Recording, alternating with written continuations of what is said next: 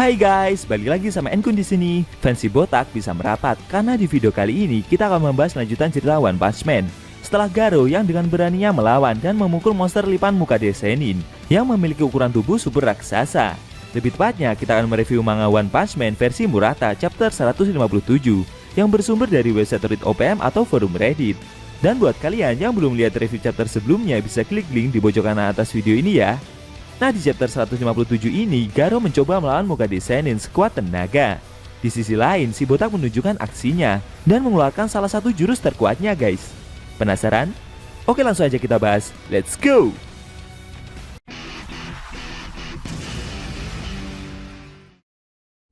Pada awal scene, kita diperlihatkan helikopter penyelamat yang mendatangi tank milik Asosiasi Pahlawan, yang di dalamnya terdapat banyak pahlawan pendukung, staf Sekingar, dan dua bocah yang disandra. Para pahlawan pendukung itu merasa heran, kenapa kedua monster super raksasa tersebut harus muncul saat misi yang mereka jalani sudah hampir selesai. Melihat kondisi yang semakin berbahaya, staf Sekingar segera menginstruksikan kepada para pahlawan itu untuk segera pergi dari lokasi pertempuran.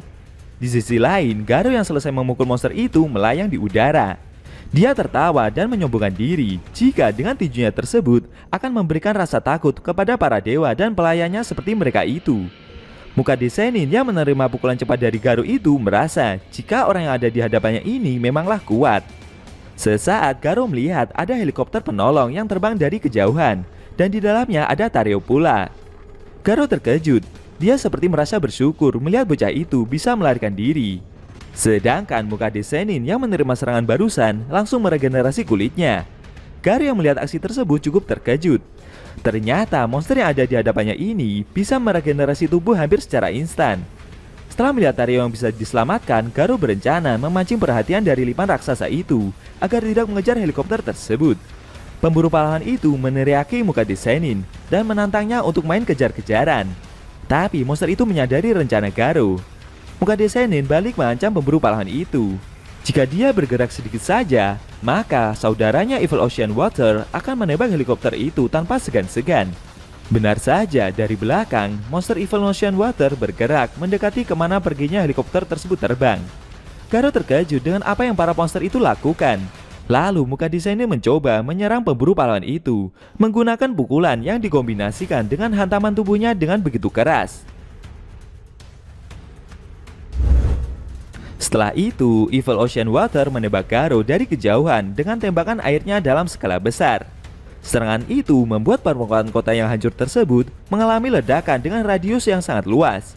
Bahkan King yang berada di dekatnya dan sedang menggendong Tatsumaki itu sampai berteriak dan mencoba untuk menjauhi lokasi tersebut. Efek tembakan besar barusan membuat Garo sampai terpental ke udara dan mengalami luka yang cukup parah. Melihat Garo yang menerima serangan kombinasi itu membuat Mukade Sennin tertawa. Dia balik menyombongkan diri dan bertanya kepada Garo, siapa yang lebih kuat sekarang? Namun tiba-tiba ada sesuatu yang bergerak sangat cepat menghampiri monster Evil Ocean Water. Ternyata itu adalah si botak yang berlari menuju monster lautan tersebut. Saking cepatnya Saitama berlari sampai dia seperti menginjak air laut tanpa terjatuh sedikit pun. Setelah itu si botak melompat dan bersiap melancarkan serangan. Lalu Saitama memukul Evil Ocean Water menggunakan pukulan seriusnya.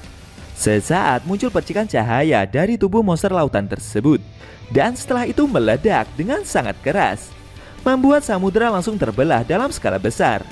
Efeknya membuat dasar lautan sampai terlihat.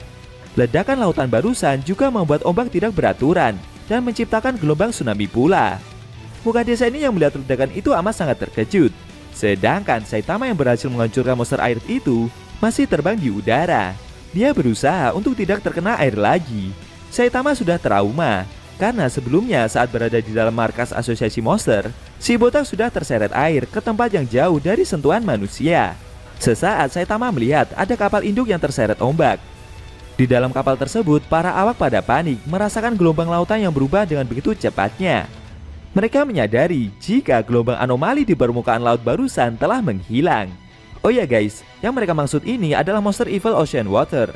Sayangnya mereka semua tidak sadar kalau itu adalah monster dan barusan telah dikalahkan oleh Saitama pula. Para awak terus berusaha untuk mempertahankan kondisi kapal. Namun sialnya kemudi dan baling-baling utama telah rusak parah. sehingga membuat mereka tidak bisa mengendalikan kapal lagi. Tiba-tiba Bapak Nahkoda seperti melihat seseorang yang masih berada di dek kapal. Sontak saja hal tersebut membuat para awak pada terkejut. Ternyata itu adalah Saitama, guys. Si botak berencana mengangkat kapal induk ini. Sayangnya di kondisi seperti sekarang dia tidak memiliki pijakan untuk berdiri. Sambil merasakan ombak yang bergerak tidak beraturan tersebut, Saitama jadi memiliki ide lain. Dia berpikir akan memakai kapal ini saja dan menjadikannya sebagai papan selancarnya agar bisa kembali ke pantai dengan selamat. Benar saja, sambil memperdalam pijakannya, si botak mulai menggerakkan kapal induk tersebut dan mulai berselancar di dalam besarnya ombak tsunami yang menerjang. Mukade Sennin yang melihat gelombang tsunami itu menduga jika Evil Ocean Water telah mati. Dia bingung dengan apa yang terjadi. Apakah kematian monster tersebut disebabkan oleh gerakan lempengan tektonik atau sejenisnya? Setelah itu, monster lipan tersebut kembali mengejar helikopter penyelamat. Garo yang melihat hal itu tidak tinggal diam. Dengan cepat dia segera berlari mengejar Mukade Sennin. Tapi dari arah depan secara tak terduga ada Metal Bat yang melompat dan menyerang monster tersebut dengan tongkat bisbolnya. Pahlawan kelas S itu melancarkan pukulan beruntunnya. Namun sayangnya hal itu masih belum cukup. Pahlawan kelas S itu menyadari jika kulit dari monster lipan tersebut jauh lebih keras daripada Mukade Choro sekalipun. Akhirnya Metal Bat berhasil dihempaskan dan terjatuh ke tanah dengan sangat keras. Garo yang melihat pahlawan kelas S itu berhasil dijatuhkan terkejut. Metal Bat yang jatuh dan segera bangkit itu juga demikian. Mereka sama-sama kaget dan tidak menduga bakal bertemu lagi di medan pertempuran. Sontak saja Metal Bat langsung emosi berat melihat pemburu pahlawan itu.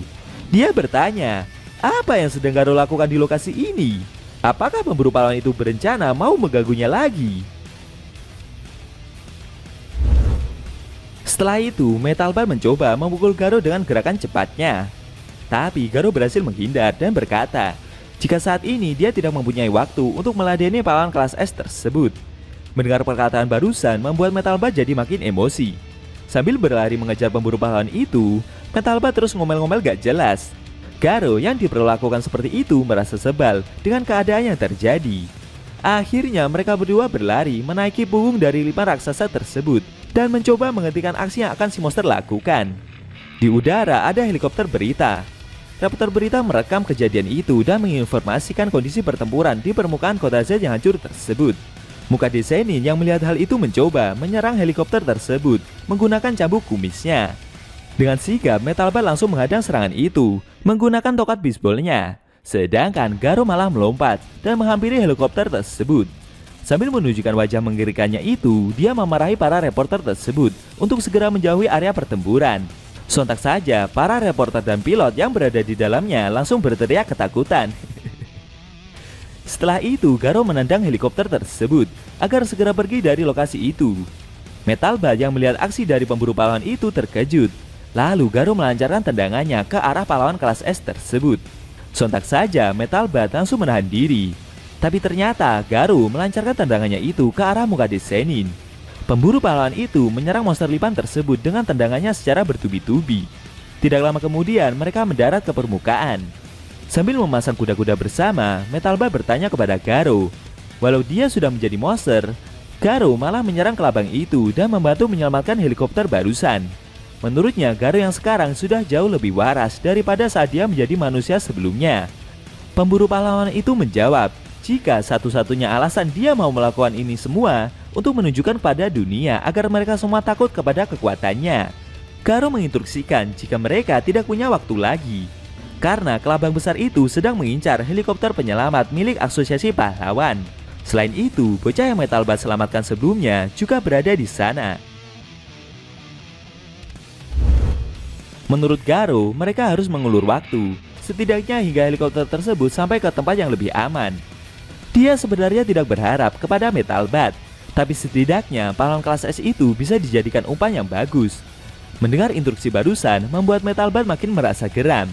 Dia tidak mau jika harus menerima perintah dari pemburu pahlawan seperti Garo. Sambil ngomel-ngomel, Metal Bat menambahkan jika dia tidak peduli, walau Garo sudah menjadi baik sekalipun, dia tetap tidak akan membantu pemburu pahlawan itu. Garo tidak terima. Dia balik mengomeli Metal Bat. Menurutnya, pahlawan macam apa Metal Bat itu? Kalau menyelamatkan bocah yang harusnya diprioritaskan saja tidak bisa. Melihat kedua karakter itu yang sedang bertengkar satu sama lain, membuat muka desainnya segera menyerang dan menghantam mereka tanpa ragu. Namun di luar dugaan, Metalba dan Garo yang sama-sama emosi itu berhasil menahan hantaman tersebut secara bersamaan.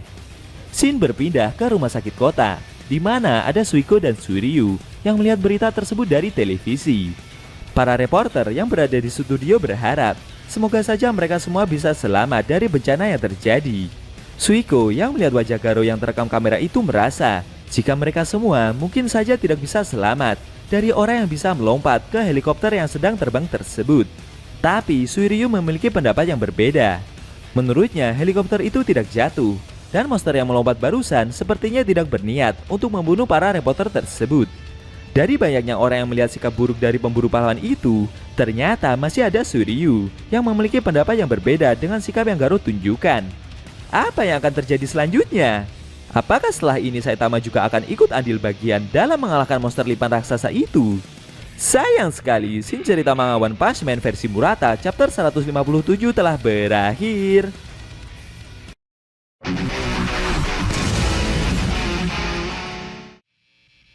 Nah, itu tadi review manga One Punch Man versi Murata chapter 157 yang ending scene-nya memperlihatkan Suiryu yang merasa ragu dengan sikap yang Garo tunjukkan, yang sepertinya mau menyerang para warga. Menurutnya, pemburu pahlawan itu malah berniat untuk menyelamatkan para reporter dan menjauhkannya dari lokasi pertempuran. Bagaimana menurut kamu? Jangan lupa tinggalkan komentar kalian ya. Kalau mau nonton review sebelum atau selanjutnya, bisa klik link di deskripsi. Linknya udah Mimin taruh di sana kok. Buat kalian yang punya Instagram atau TikTok, jangan lupa follow sosmed Mimin juga guys. Oke? Tekan like kalau suka sama video ini dan dislike kalau nggak suka. Jika ada kata-kata dari Enku yang kurang pas, Enku mohon maaf, dan sampai bertemu di video review manga One Punch Man versi Murata selanjutnya.